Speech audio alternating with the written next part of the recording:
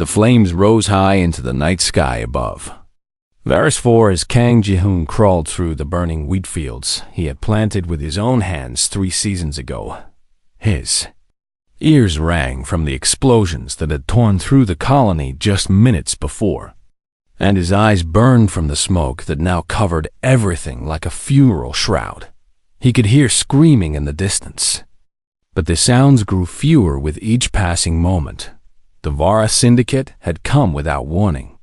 Their ships descending from the stars, like metal birds of prey, hungry for human flesh. Ji-hoon had been working in the eastern field when the first bombs fell, and by the time he reached his home, the raiders were already there. He remembered running faster than he had ever run in his 42 years of life.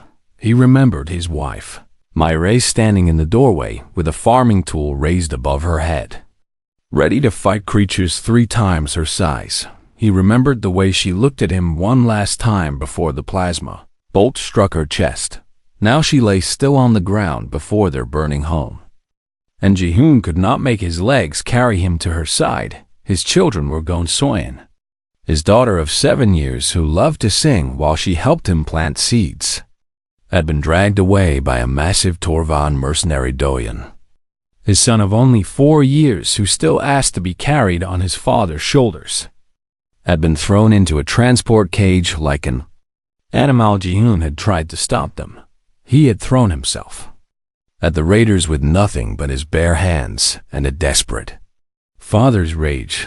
They had beaten him and left him in the dirt. Not even worth the effort of killing. That was when he saw her for the first time.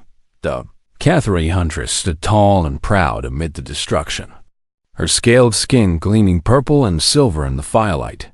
She moved with the grace of a predator who had never known fear, and her yellow eyes scanned the burning colony with cold satisfaction. The other raiders treated her with obvious respect, stepping aside when she walked past and bowing their heads in submission. She was their leader, and this massacre was her destiny. June watched from the ground as she approached his fallen wife.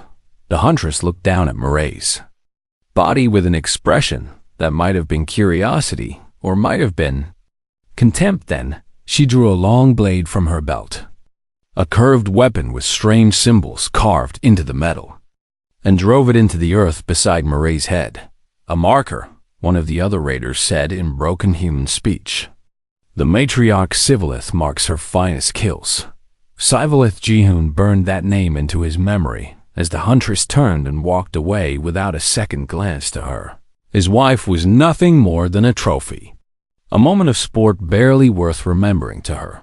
His children were simply cargo, products to be sold in some distant slave market to her. Ji-hoon himself was less than nothing, a broken farmer, not even worth the cost of a plasma bolt. The raiders departed as quickly as they had come, their ships rising into the darkness and vanishing among the stars. They left behind fire and death and silence. Ji-hoon lay in the dirt for a long time, staring at the blade that stood upright beside his wife's body. Other survivors began to emerge from their hiding places, crying and calling out for lost loved ones. Medical teams from the colony's shelter arrived to help the wounded and count the dead. Someone tried to help Ji-hoon to his feet, but he pushed them away. He crawled to Myrae's side and pulled her into his arms.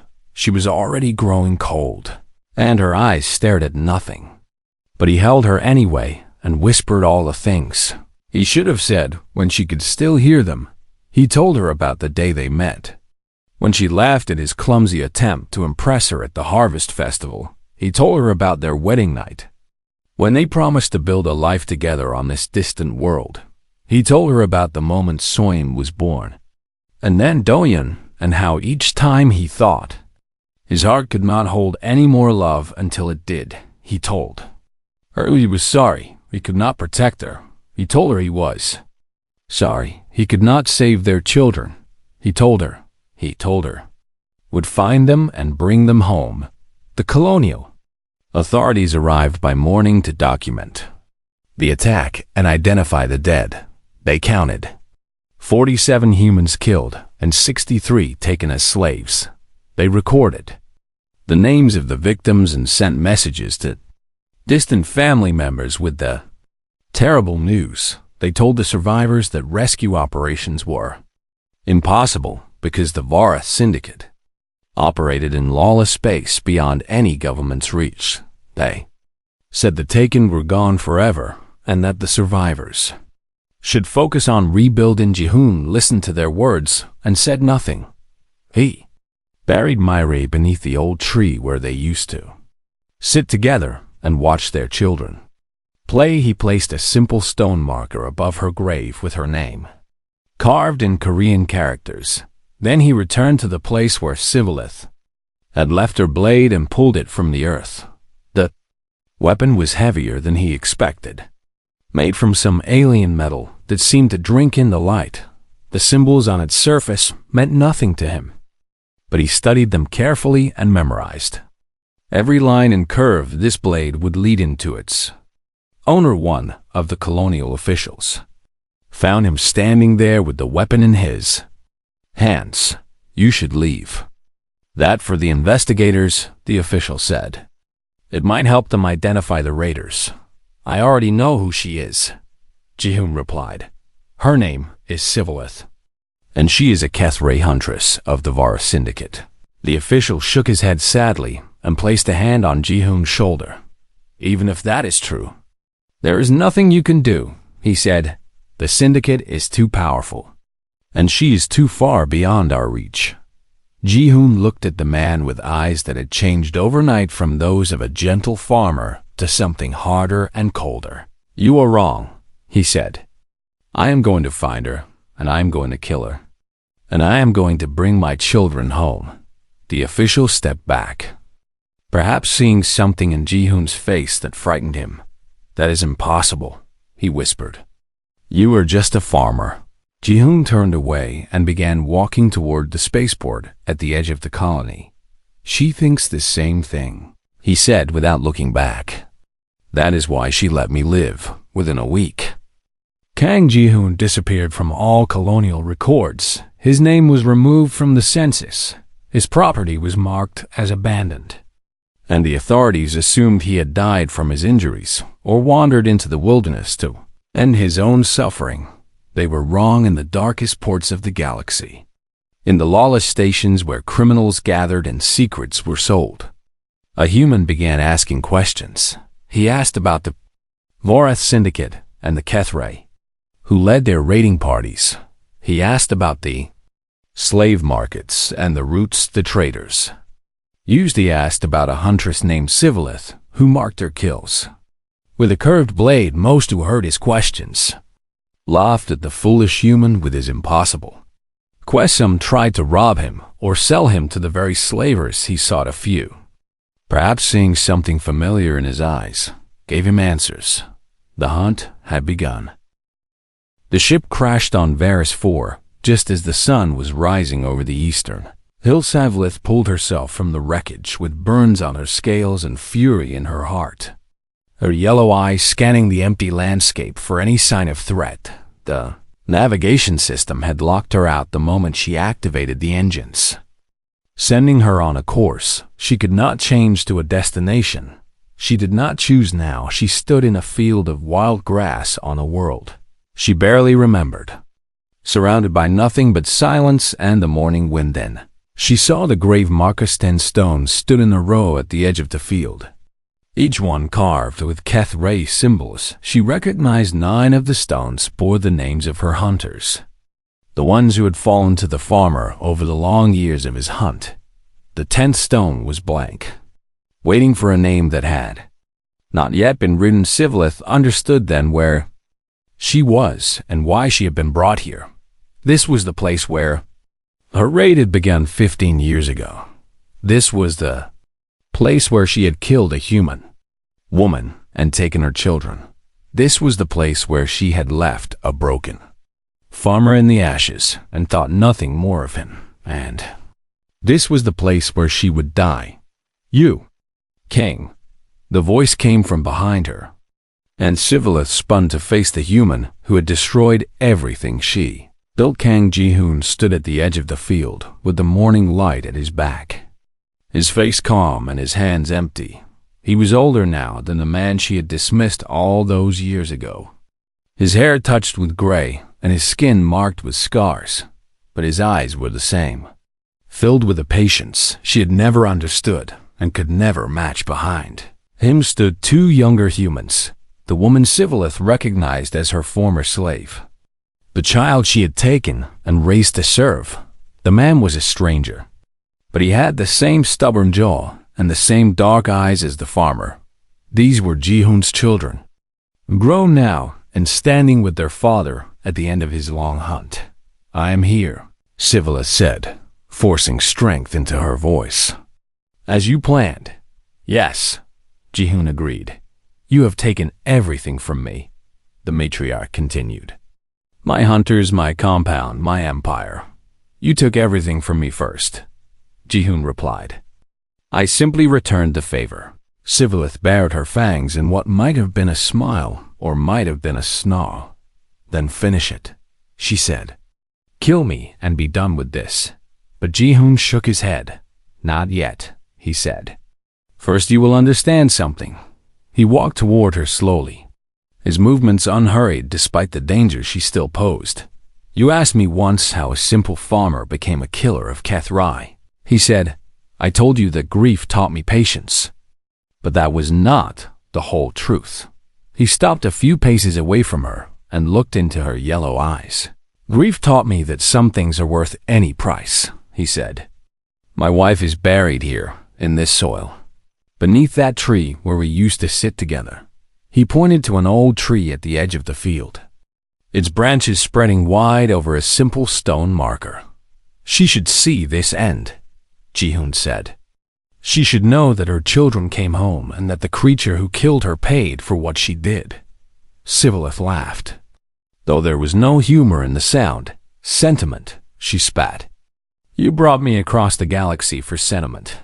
I brought you here for justice," Ji-hoon replied. "But I would not expect the hunter to understand the difference." The matriarch drew herself up to her full height, towering over the human who had humbled her.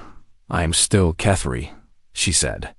"I am still a huntress of the Var Syndicate, and I have killed more prey than you can count." "I know," Ji-hoon said. "That is why I brought this." He reached into his coat and pulled out the curved blade that had started everything. The same weapon Sivillith had driven into the earth beside Murray's body 15 years ago. "You left this behind when you thought I was nothing," Ji-hoon said. "Now I am returning it to you." He tossed the blade at her feet. Sivillith stared at the weapon for a long moment, then bent to pick it up. "You are giving me a weapon," she said. "You are a fool. I am giving you a chance," Ji-hoon replied. "The same chance you never gave my wife." He drew a blade of his own, a simple human weapon without ornament or decoration. "Face me," he said. "Hunter against farmer, one final time." Sivillith roared and charged. She was still Kethri, still fast and deadly despite her injuries.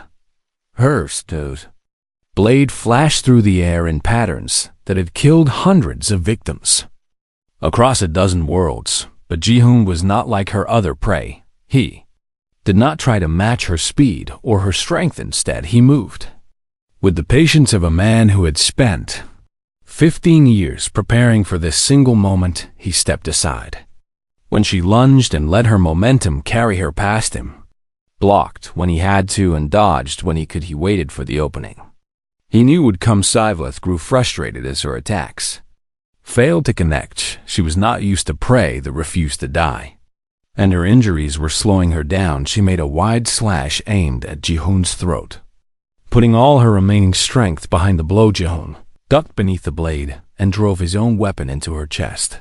The matriarch stumbled backward, her yellow eyes wide with shock. She looked down at the blade in her body and then up at the human who had put it there. "How?" she gasped. Ji-hoon stepped forward and caught her as she fell, lowering her to the ground almost gently. "You are impatient," he said. "All your kind are impatient, and you cannot understand a creature who is willing to wait." He knelt beside her and spoke the words he had been saving for 15 years. "You are on time," he said. "Nine lie here," and yours is next." Scivilith's eyes dimmed as the life left her body. She tried to speak, perhaps to curse him or beg for mercy, but no sound came out in the end. She died in silence on the same soil where she had killed Mireille all those years ago. Ji-hoon buried her beside the 9 hunters she had led, filling the 10th grave with earth from the field where his family had once lived. Zoin and Do-hyun helped him smooth the dirt and placed the final stone when it was done. The 3 of them walked to Mireille's grave beneath the old tree. "We came home," Ji-hoon said to the simple marker. "All of us, together." Soin knelt and placed her hand on the stone. "I do not remember her face," she whispered.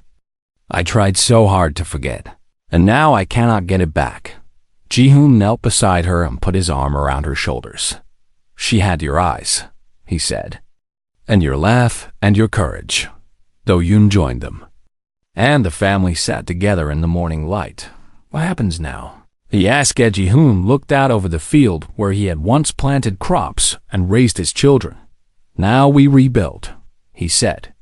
"We plant new seeds and wait for them to grow." "And the blades?" Soin asked. "What do we do with them?" Ji-hoon thought of the weapons that had defined his life for so long, the tools of death that made him into something he never wanted to be. "We melt them down," he said, "and we make something new."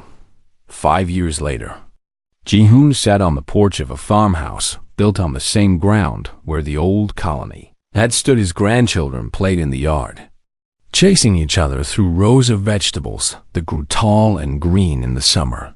Sun Se-in worked in the kitchen with her husband, preparing the evening meal. Do-hyun had gone to town to trade their harvest for supplies and grow.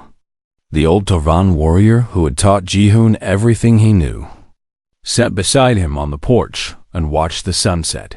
"You did it," Grell said. "You actually did it." Ji-hoon smiled and leaned back in his chair. "I told you I would," he said. "The galaxy still talks about you," Grell continued. "They say the farmer is the most patient hunter who ever lived." Ji-hoon shook his head. "I was never a hunter," he said. "I was just a farmer who refused to let his harvest die." He watched his grandchildren laugh and play, their voices carrying across the field like music. "The Kethra say patience is weakness," he said. "They have never watched a human plant a seed and wait for the harvest." The sun set over Varys 4, painting the sky in shades of gold and red, and in a field at the edge of the farm, 10 grave markers stood in a row, reminders of a hunt that had ended and a family that had come home at last. The throne room of Matriarch Scivilith was filled with the most dangerous criminals in the sector. They had come from across the stars to witness the execution of the farmer, the human who had somehow killed 9 Kethri hunters over 15 years. Some came out of curiosity, wanting to see what kind of creature could accomplish such impossible feats. Others came to celebrate, eager to watch the troublesome human die at last. A few came out of fear, needing to confirm that the threat was truly ended. Scivilith herself sat upon a throne made from the bones of her enemies, her purple and silver scales gleaming beneath the lights. She had dressed in her finest hunting armor for the occasion, and her yellow eyes burned with satisfaction as she watched the guards drag Ji-hoon into the room. 9 curved blades hung on the wall behind her throne, trophies she had collected from the scenes of her hunters' deaths. Each blade was identical to the one she had left in the ground beside Mireille's body all those years ago. She had kept them as curiosities, amused by the human's dedication to his pointless revenge. Now they would witness his end. "The famous farmer," Scivilith said, her voice echoing through the chamber. "You have caused me a great deal of trouble."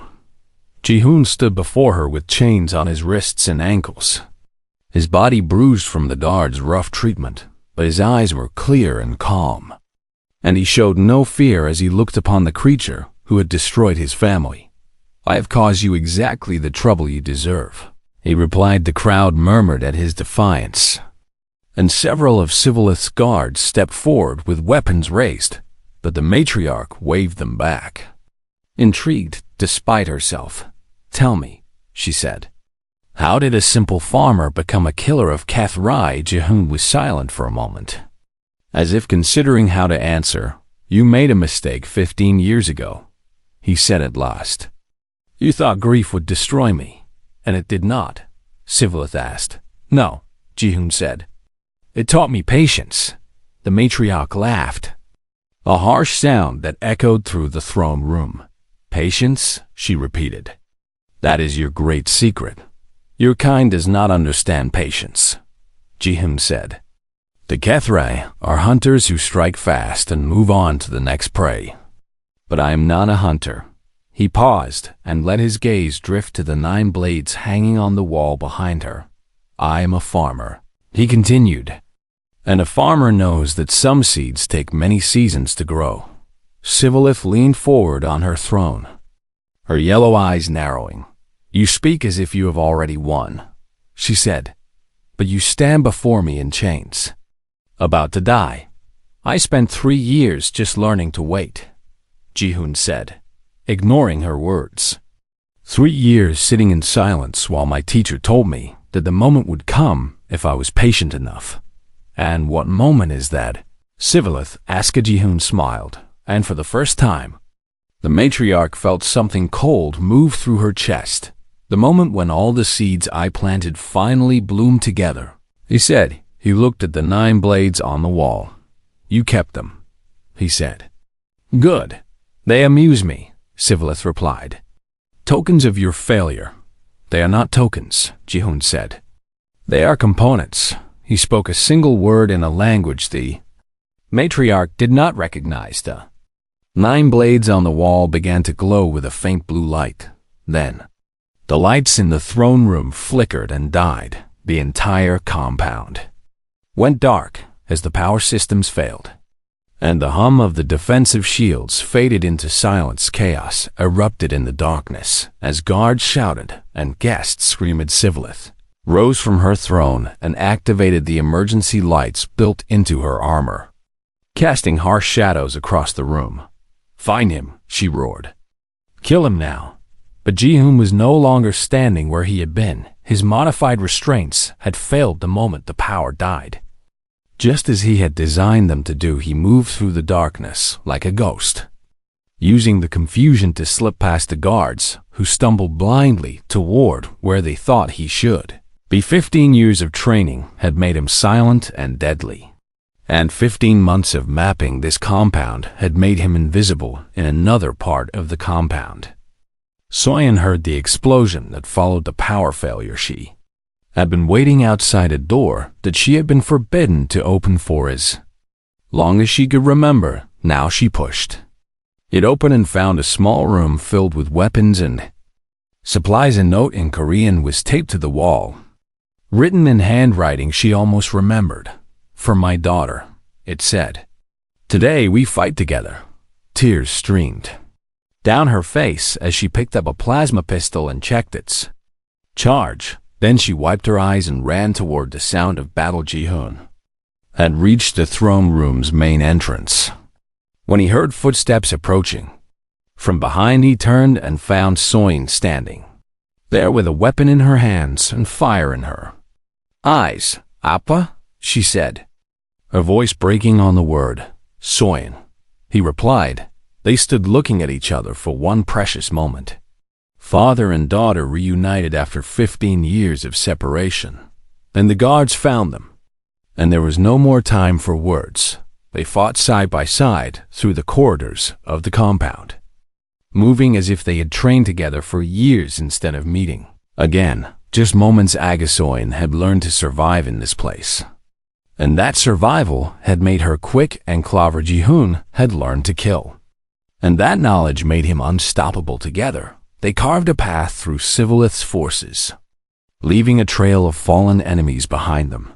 The matriarch's army began to crumble as word spread that the farmer had escaped and that the compound's defenses were destroyed. Mercenaries who fought only for money decided that no payment was worth dying. 4 soldiers who served out of fear realized that their fear of Sivlith was nothing compared to their fear of the human who walked through darkness like death itself by the time Ji-hoon and Soyeon reached the compound's main gate. They were alone. The guards had fled, and the guests had scattered to their ships. Only Sivillith remained. And she was running toward her private hangar, where a fast ship waited to carry her to safety. Ji-hoon did not chase her. "Father," Soyeon called out. "She is escaping." "No," Ji-hoon said, watching the matriarch's fleeing form. "She's going exactly where I want her to go."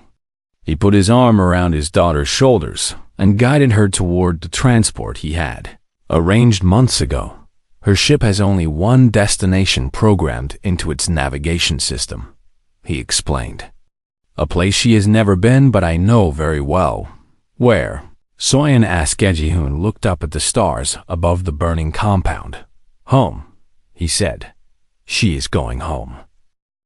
The compound of Matriarch Sivillith rose from the rocky surface of Kethra Prime like a monument to cruelty and greed. Its walls were made from black stone imported from a dozen conquered worlds, and its towers bristled with weapons capable of destroying any ship that it approached without permission. Guards patrolled every entrance at all hours, and sensor systems watched the surrounding wasteland for any sign of threat. In the 15 years since the raid on Varus IV, Sivillith had risen from mere huntress to one of the most powerful criminals in the sector. She commanded an army of mercenaries and controlled trade routes that stretched across 100 systems. The other syndicate leaders feared her, and the governments that claimed to rule this part of space pretended she did not exist. She was untouchable.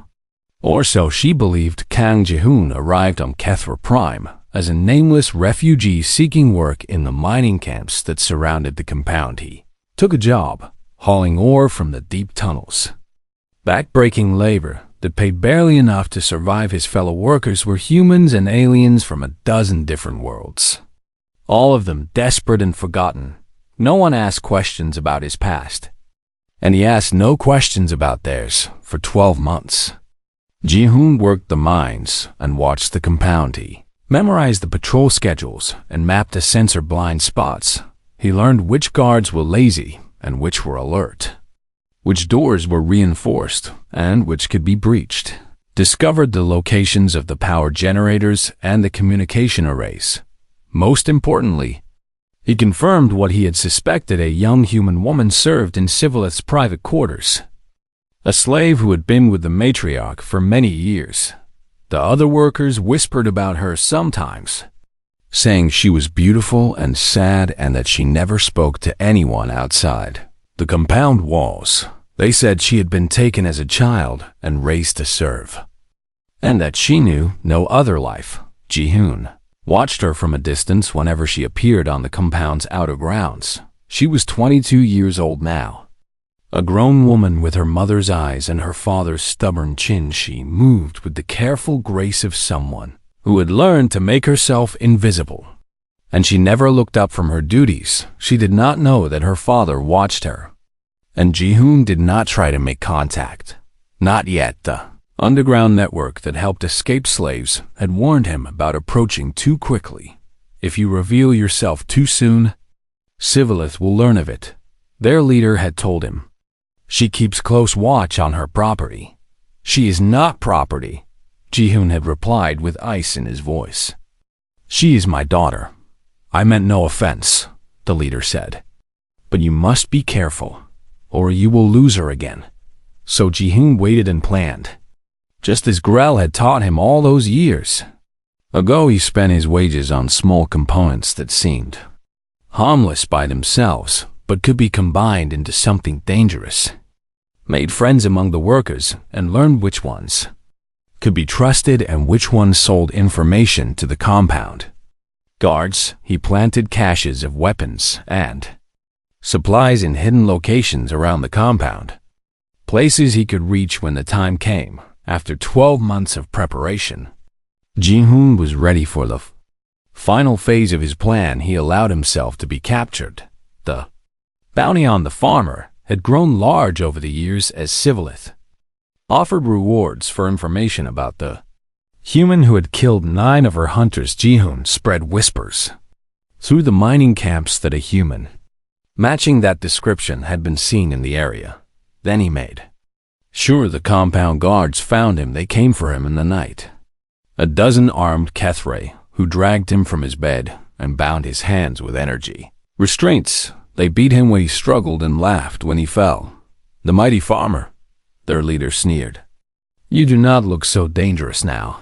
Ji-hoon said nothing as they threw him into a transport vehicle and drove toward the compound. He had modified his restraints weeks ago, replacing key components with materials that would fail when he applied the right pressure. He had also hidden a small blade in his boot, a weapon so thin that no scanner could detect it. The guards did not search him thoroughly because they did not believe a human could threaten them. That was their first mistake. The transport entered the compound through a service gate that Ji-hoon had mapped months ago. He counted the turns and the distances, confirming that his mental map was accurate when they pulled him from the vehicle and marched him through the corridors. He noted the positions of every guard and every camera. They brought him to a holding cell deep within the compound and left him there to wait. The matriarch will see you tomorrow, one of the guards said. She wants to make an example of you in front of the whole syndicate. Ji-hoon sat in the darkness and smiled. Tomorrow would be the day. The guards returned at dawn to escort him to the matriarch's throne room. They had added more restraints during the night. Chains around his ankles and a collar around his neck that could deliver a painful shock if he tried to run. They thought these precautions would keep him under control. They were wrong. The corridors of the compound were busy with servants and soldiers preparing for the execution. Ji-hoon saw aliens of a dozen different species, all of them loyal to Civilith and eager to watch a human die. He also saw human slaves moving quietly along the walls, their eyes downcast and their shoulders bent with years of servitude. And then he saw her. Soyeon was carrying a tray of refreshments toward the throne room. Her movements practiced and precise. She wore the simple clothes of a house slave, and her dark hair was pulled back from her face in a severe style. She did not look up as the guards marched Ji-hoon past her, but he saw her hands tighten on the tray. When she heard him coming, Ji-hoon turned his head slightly and whispered in Korean, words he had not spoken aloud in 15 years. Appa wasio, he said.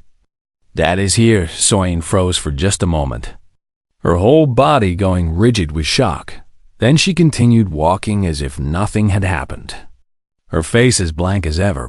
But Ji-hoon saw the tremor in her hands and the tears gathering in the corners of her eyes. She had not forgotten that night, after the matriarch had examined her prize and announced that the execution would take place the following evening. Soyeon lay awake in her small room and tried to understand what had happened. She had been 7 years old when the raiders came, and her memories of that night were fragmented and painful. She remembered fire and screaming and her mother falling to the ground. She remembered being thrown into a cage with other crying children. She remembered a long journey through the stars and then a new life of service and obedience. She had taught herself to forget her old name and her old family because remembering only brought pain. But she had never forgotten the language her parents spoke when they wanted to share secrets. Korean was the sound of home, of safety, of love, and now a stranger with her father's eyes had spoken those words to her in the heart of her prison. Soyeon pressed her hand against the wall of her room and felt the cold stone beneath her fingers. Somewhere in this compound, hidden behind a door she'd been forbidden to open, her father had left something for her. She did not know how she knew this, but she was certain it was true. Tomorrow night, when the execution began, she would find that door, and she would finally learn what it meant to be free. 10 years is a long time for most species in the galaxy. The Kethray measure their lives in hunts and kills, always moving to the next target before the blood of the last is dried. The Torvan live for battle and glory, seeking death in combat before age can weaken their mighty bodies. Even humans, with their short lifespans, are known throughout the stars for their impatience and their need for quick results, but Kang Ji-hoon was not most humans in the first year after the raid. He found a teacher in the most unlikely of places. Grell was a Torvan warrior who had been cast out from his clan for a crime he never spoke about. And he survived by selling his skills to anyone who could pay. He's drinking alone in a station bar when Ji-hoon sat down across from him and placed a bag of credits on the table. "I need to learn how to fight," Ji-hoon said. "I need to learn how to kill." Grell laughed so hard that the other patrons turned to stare. "You're human," he said. "Your bones are weak, your skin is soft, and your claws are dull little nubs at the end of your fingers." "I know," Ji-hoon replied. "That is why I need a teacher." Something in the human's voice made Grell stop laughing. He looked into Ji-hoon's eyes and saw the same cold fire that burned in the hearts of the greatest Torvan warriors. "Why do you want to kill?" Grell asked. "Revenge is a poor reason to die. A Kethrai Huntress took my children," Ji-hoon said. "She killed my wife and left me alive because she thought I was nothing." Grell was silent for a long moment. Then he pushed the bag of credits back across the table. "Keep your money," he said. "A human once saved my life when no one else would, and I never repaid that debt." He stood and looked down at Ji-hoon with new respect. "I will teach you, but you must understand something first," Grell said. "You will never be as strong as a Torvan or as fast as a Kethrai. So you must be something else." "What?" Ji-hoon asked. "Patient," Grell replied. "You must be the most patient hunter the galaxy has ever seen." For 3 years, Grell trained Ji-hoon in the arts of combat and survival. He taught him to use blades and guns and his own body as weapons. He taught him to move without sound and to strike without warning. Most importantly, he taught him to wait. "The Kethrai are impatient hunters," Grell explained. "They track their prey quickly and strike before their target can prepare." "Then I will not be their prey," Ji-hoon said. "I will be something they have never faced before." "What is that?" Grell asked. "A farmer," Ji-hoon replied. "A farmer plants seeds and waits for the harvest, sometimes for years. And he never grows tired of waiting in the 4th year." Ji-hoon began his hunt in earnest. He had learned that 10 Kethrai hunters had participated in the raid on Varys 4. With Sivalith as their leader, he found the first one on a mining station in the Outer Territories. The hunter's name was Kethvoran, and he had grown careless in the years since the raid. Believing himself safe among his criminal allies, Ji-hoon watched him for 6 months. Learning his routines and his weaknesses, he discovered that Kethvoran liked to drink alone after successful hunts, and that he always took the same path back to his ship on a night when the station's lights flickered. From a power shortage that Ji-hoon had arranged, Kethvoran walked into the darkness and never walked out. Again, Ji-hoon left Sivalith's blade driven into the floor beside the body. The second hunter fell in year 5, and the third in year 6. Each time, Ji-hoon spent months in preparation, watching and waiting and planning every detail each time. He left the same calling card behind by the 7th year. The remaining hunters began to hear rumors of a ghost that stalked their kind. They called him the Farmer because someone had heard that name whispered in the dark. They laughed at first, because what farmer could threaten the mighty Kethrathi? Stopped laughing when the 4th and 5th hunters died within the same month. Sivalith heard the rumors too, but she dismissed them as foolish stories. "Humans do not hunt Kethrai," she told her lieutenants. "It is not in their nature." But the deaths continued. The 6th hunter was found on a pleasure world where he had gone to spend his blood money. The 7th died on his own ship, killed so quietly that his crew did not discover the body for 3 days. The 8th tried to flee into the deep black between stars, but Ji-hoon followed him and ended his run in the cargo hold of a freighter. The 9th hunter was the hardest to find because she had heard what happened to the others and gone into Hiding it took Ji-hoon 2 years to track her down to a fortress on a barren moon. She had hired an army of mercenaries to protect her and surrounded herself with weapons and walls. Ji-hoon did not attack the fortress. Instead, he poisoned the water supply and waited when the mercenaries began to fall sick. They abandoned their posts one by one when the hunter was finally alone. Ji-hoon walked through her empty defenses and found her waiting with blade in hand. "You are the farmer," she said. "I should have known a human would be behind this." "You should have," Ji-hoon agreed. Their fight was brief, as she lay dying. The hunter asked him a question. "Why?" she gasped. "Why have you done all this?" "You took my children," Ji-hoon said. "You killed my wife." The hunter's yellow eyes went wide with something that might have been understanding or might have been fear. "The raid on the human colony," she whispered. "That was 15 years ago." "Yes," Ji-hoon said.